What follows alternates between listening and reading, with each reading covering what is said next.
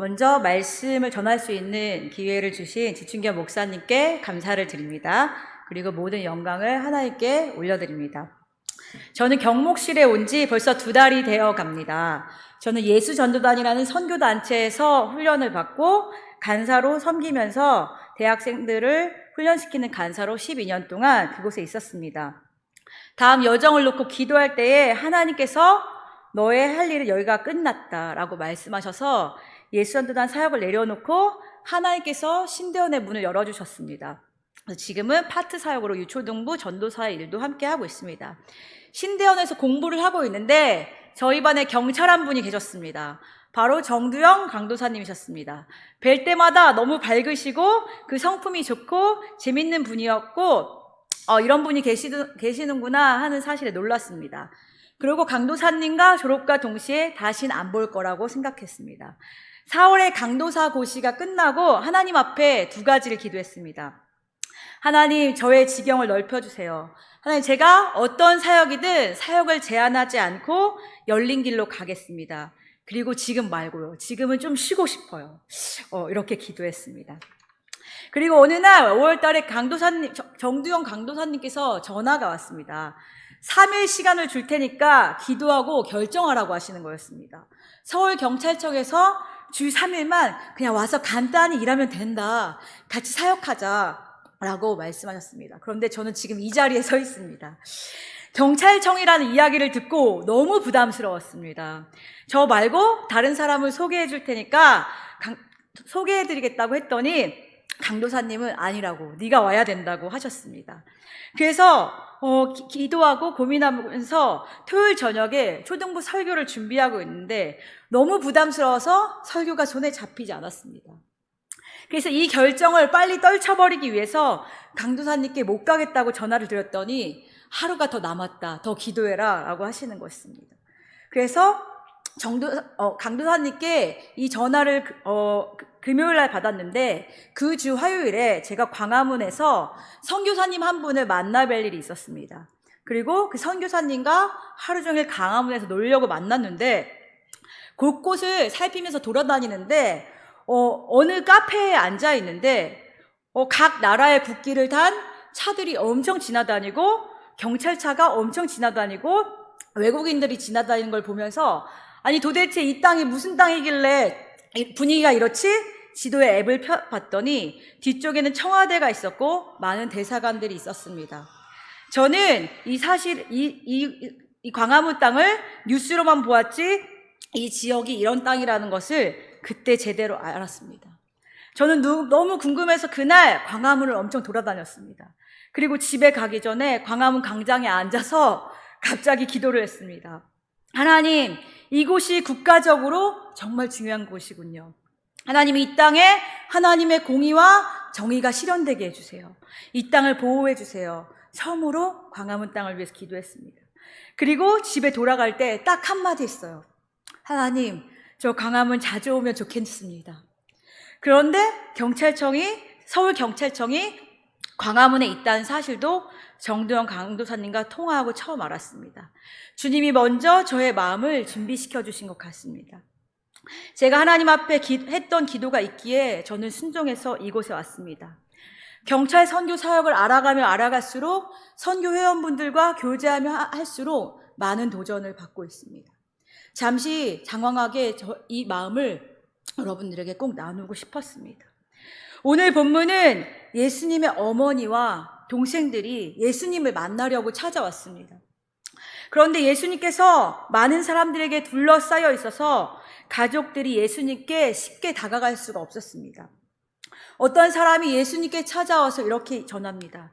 예수님, 지금 밖에 예수님의 어머니와 형제들이 예수님을 만나려고 밖에 서 있습니다. 그런데 예수님께서 이렇게 말씀하시죠. 누가 나의 어머니고 누가 나의 형제들이냐, 이렇게 말씀하시면서 예수님이 제자들을 가리켜서 이렇게 말씀하세요. 자, 보아라, 내 어머니와 내 형제들이다. 누구든지 하늘에 계신 내 아버지의 뜻을 행하는 사람이 내 형제고 자매고 내 어머니이다. 예수님은 밖에 찾아온 어머니와 형제들이 가족이 아니라고 부인하고 무시하신 걸까요? 아닙니다. 예수님께서 무리에게 말씀을 전하고 계실 때에 46절 말씀을 보면 그의 어머니와 동생들이 무슨 말을 하려고 예수님께 찾아온 것입니다. 마가복음 3장 21절 말씀에 보면 예수의 친족들이 듣고 그를 붙들러 나오니 그가 미쳤다 함이라. 예수님께서 왜 미쳤다는 말을 들어야만 했을까요? 어느 날부터 예수님께서 사람들을 데리고 다니면서 제자 훈련을 한다고 돌아다니셨어요. 생계를 잘 책임지고 있던 갈릴리 어부들, 그리고 모든 사람들이 손가락질하던 세리 마태를 제자로 삼으셨어요. 그리고 죄인과 창기들도 예수님이 친구로 어울려 지내셨어요. 예수님 곁에는 많은 사람들이 예수님의 말씀을 듣기 위해서 많이 따라다녔어요. 인기 폭발. 병든 자들이 예수님 곁에만 가면 어떤 병이든 고침받는 역사가 일어나기 시작했습니다. 그래서 수많은 사람들이 예수님이 가는 곳마다 먼저 가서 기다리고 열심히 따라다니기 시작했어요. 그런데 여러분, 이 모습을 누가 싫어했냐면 바리새인들이 시기하고 질투하기 시작했습니다. 바리새인들 눈에는 당연히 예수님이 눈의 가시인 존재였어요. 자신들의 그동안의 가르침과 권위가 예수님 때문에 흔들리기 시작하는 거예요. 바리새인들이 이런 소문들을 사람들에게 퍼뜨리기 시작했어요. 아니, 예수라는 사람이 말이야, 바알의 힘을 빌려서 병을 낫게 했다는구만. 예수가 미쳤어. 예수가 귀신에 들려서 귀신의 힘을 빌려서 병을 고쳤대. 이렇게 바리새인들이 사람들에게 소문을 내기 시작했습니다. 그래서 이런 나쁜 소문이 예수님의 어머니와 동생들의 귀에 들어가게 된 것입니다.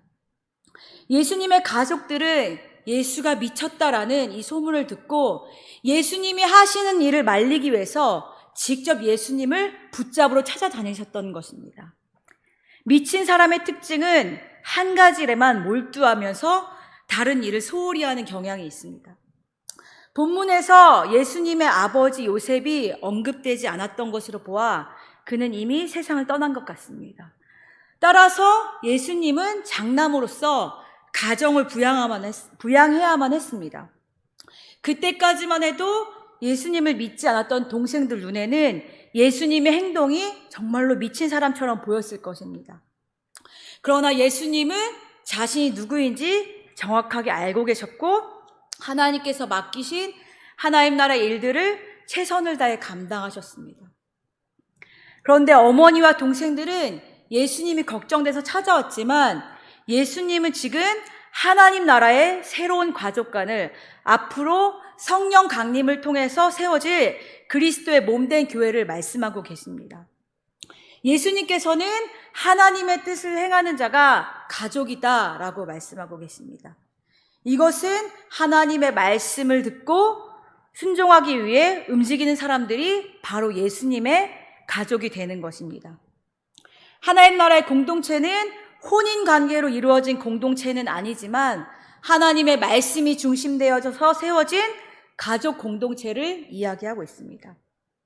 예수님께서는 이제 앞으로 말씀으로 세워질 가족 공동체를 미리 사람들에게 말씀하고 계시는 것입니다.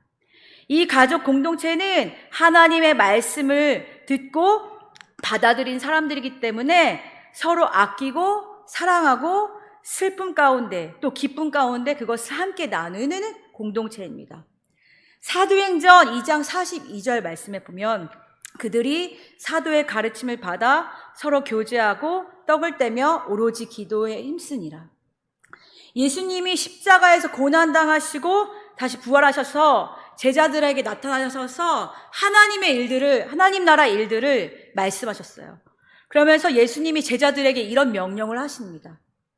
너희들 예루살렘을 떠나지 말고 여기서 하나님께서 약속하신 선물 성령을 기다려. 며칠 안에 성령 세례를 받을 거야. 그래서 제자들이 오순절날이라는 이 날에 함께 모여서 기도하고 있는데 하늘로부터 갑자기 급하고 강한 바람 소리가 있었고 제자들이 앉아있던 그 집을 가득 채웠습니다. 불같은 혀들이 갈라지는 것이 각 사람 머리 위에 임했습니다. 그러자 모두가 성령이 충만해졌습니다. 베드로와 11 사도들도 함께 서서 담대하게 주의 말씀을, 복음을 전파하기 시작했습니다. 사도들의 가르침을 받은 사람들이 세례를 받고 예수님을 믿는 숫자가 3,000명이나 되었습니다. 사람들이 사도들로부터 가르침을 받으면서 서로 예수님 안에서 교제하고 음식을 나눠 먹고 기도하는 일에 힘쓰기 시작했습니다.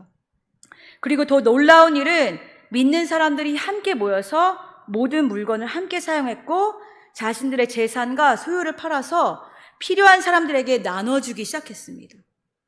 여기서 필요가 있는 사람들이 누구냐면 오순절날을 지키기 위해서 전 세계에 모여든 사람들이었습니다.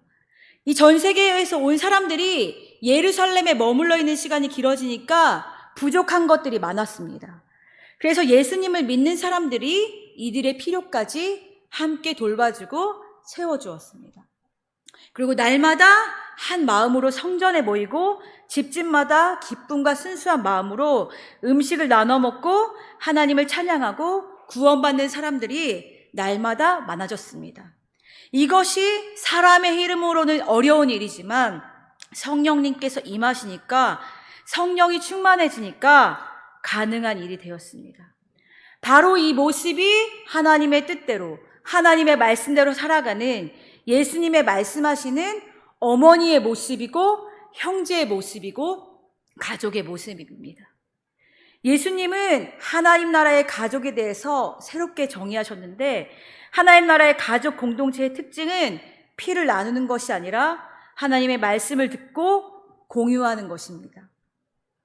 하나님의 말씀을 중심으로 한 언약 공동체가 바로 예수님의 가족관입니다. 사랑하는 여러분, 우리는 예수님의 가족으로 주님이 우리를 부르셨습니다. 우리 서울청 선교회는 말씀으로 세워진 언약 공동체입니다. 우리가 예수님의 가족으로서 하나님의 말씀대로 살아가기 원합니다. 그렇다면 우리는 어떻게 살고 있을까요? 부모의 권위와 신앙이 충돌할 때 우리는 기꺼이 신앙을 선택해야 합니다. 사랑이나 우정이 신앙과 충돌할 때, 회사의 이익과 신앙이 충돌할 때, 개인의 목표나 가치나 윤리가 충돌할 때 여러분들은 무엇을 선택하시겠습니까? 우리는 기꺼이 신앙을 선택해야 합니다. 우리는 그냥 여기서 오늘 하루 잘 근무하고 아무 일 없이 돌아가야지, 이 정도 수준으로 주님이 우리를 부르셨다고 생각하지 않습니다. 하나님께서 우리를 통해서 우리가 있는 그 자리에서 아버지의 뜻을 이루기 원하십니다.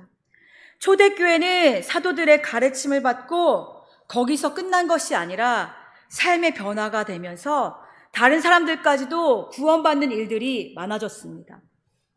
이것이 가능한 것은 바로 말씀 앞에 거할 때 가능합니다. 우리 공동체는 하나님의 뜻을 세워가야 합니다. 그렇다면 우리 서울청 선교회는 하나님의 뜻을 행하기 위해 무엇을 해야 할까요? 우리를 한 가족으로 부르셔서 우리는 하나님께서 가족됨을 누리기 원하십니다. 그리고 서로 격려하고 사랑하고 서로의 삶을 돌보기 원하십니다. 우리 서울청 선교회 가족들을 통해서 하나님께서 날마다 구원받는 자들을 더해지는 것들을 보기 원하십니다. 무엇보다 우리를 가족으로 부르시고 하나님께서는 우리를 이곳에 선교사로 부르셨습니다.